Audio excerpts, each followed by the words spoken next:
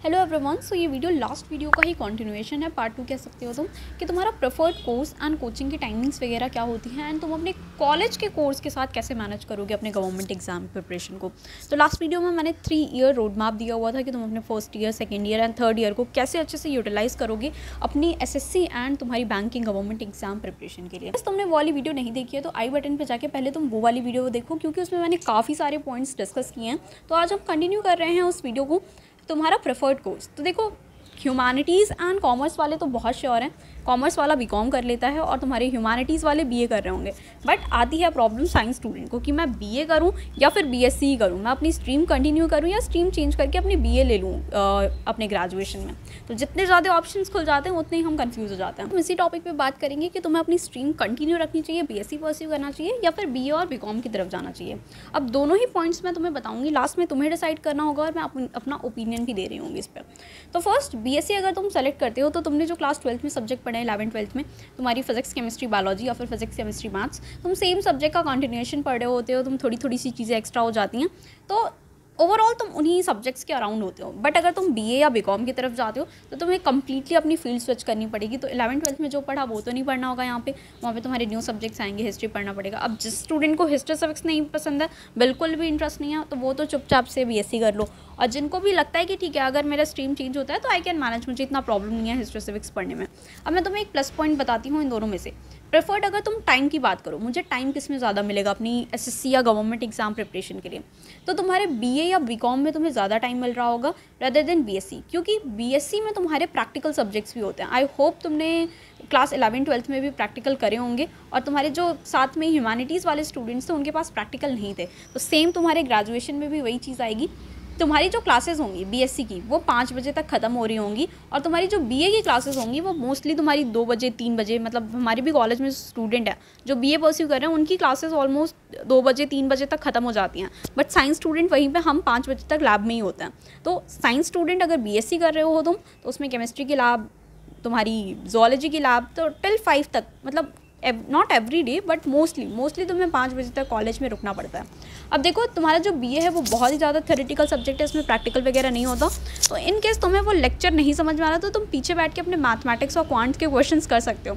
But अगर तुम science लेते हो तो वहाँ लैब में तुम्हें एक्चुअल में काम करना पड़ेगा, वहाँ खड़े होकर तुम्हें हर एक चीज़ करनी पड़ रही होगी। तो ये जो साइंस के स्टूडेंट बीएससी सोच रहे हो, अगर तुम पीछे बैठ के अपने कुछ प्रिपरेशन कर लो गवर्नमेंट एग्जाम में, क्लास में ही कर लो, तो वो चीज़ पॉसिबल नहीं हो पाएगी साइंस में।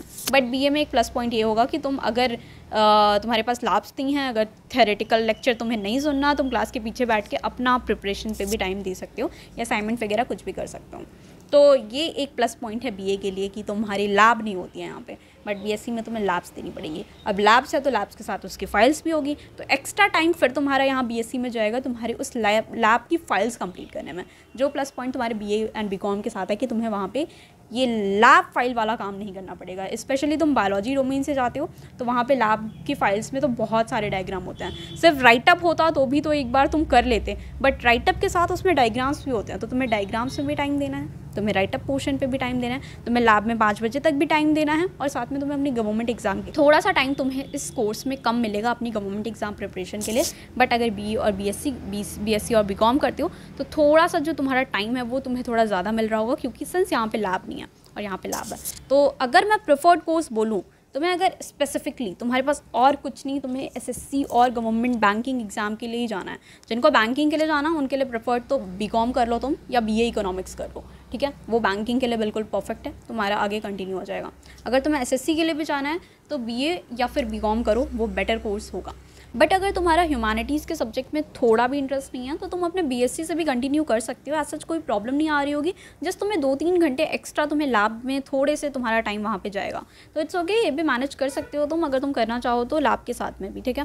काफ़ी सारे स्टूडेंट्स करते हैं। जो यूपीएससी AIR 4th ईयर की, वो बीएससी लाइफ साइंस स्टूडेंट थी मरांडा हाउस मेरे ही कॉलेज की, और उन्होंने यूपीएससी क्लियर किया। तो फिर तुम एसएससी एग्ज़ाम्स तो क्लियर कर ही सकते हो अपने कोर्स के साथ मैनेज करके, है ना। तो ये अगर ये सब मैनेज करने की बात है खुद पे ही है। बट अगर प्रेफर्ड बोलो तो मैं बीए को बोलूँगी प्रेफर्ड, क्योंकि वहाँ पे तुम्हें टाइम थोड़ा ज़्यादा मिल रहा होगा, तुम्हें एक्स्ट्रा तुम्हारे सब्जेक्ट्स नहीं होंगे, और जो थोड़े बहुत बीए के सब्जेक्ट्स भी होंगे वो तुम्हारी हिस्ट्री सिविक्स जनरल नॉलेज में कहीं ना कहीं इंक्लूड हो जाएगी। बाकी एज सच कॉलेज कहीं से बेनिफिशियल नहीं होता तुम्हारी गवर्नमेंट एग्जाम की प्रिपरेशन में।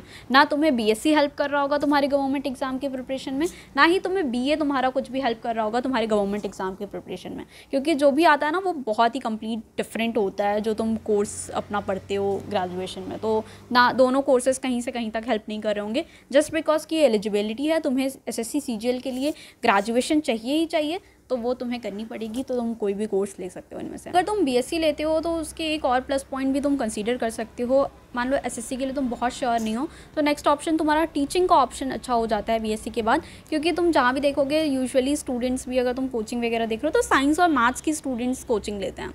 तुम्हारे सोशल साइंस की कोचिंग बहुत कम स्टूडेंट्स ले रहे होते हैं। तो टीचिंग के काफ़ी अच्छे ऑप्शंस होते हैं तुम्हारे पास बीएससी के बाद। तो अगर टीचिंग वाली फील्ड में भी कंसीडर करना है तो बीएससी एक बेटर ऑप्शन होगा तुम्हारे पास।